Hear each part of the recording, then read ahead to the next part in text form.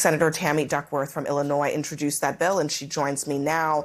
Senator, thank you for being here. Thanks for having me on. It's such an important issue. It certainly is. Look, I mean, this just happened. Some of your Republican colleagues, they called it a show vote.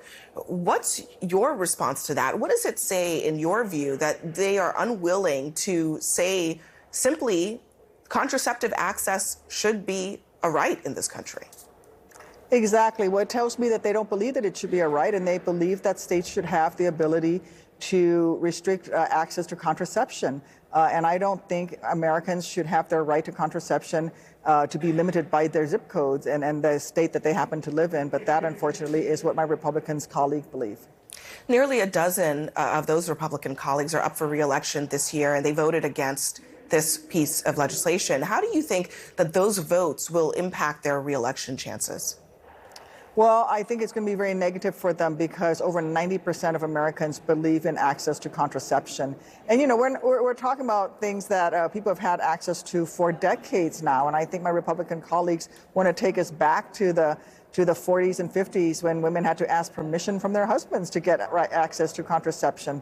We simply, cannot have that anymore. And they had a chance today to say that, yep, there should be a statutory right, and they blocked it. And so I hope that their voters keep that in mind when they go to the polls in November.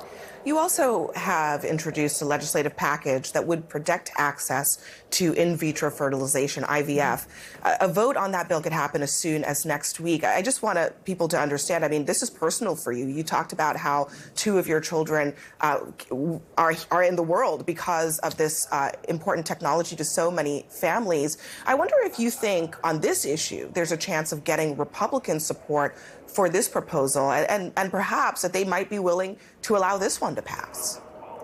Well, I hope that they will. It's a very simple bill that I've put forward. You know, you're right. Both of my daughters were conceived via IVF. I struggled with infertility for over a decade, like so many of our military veterans do.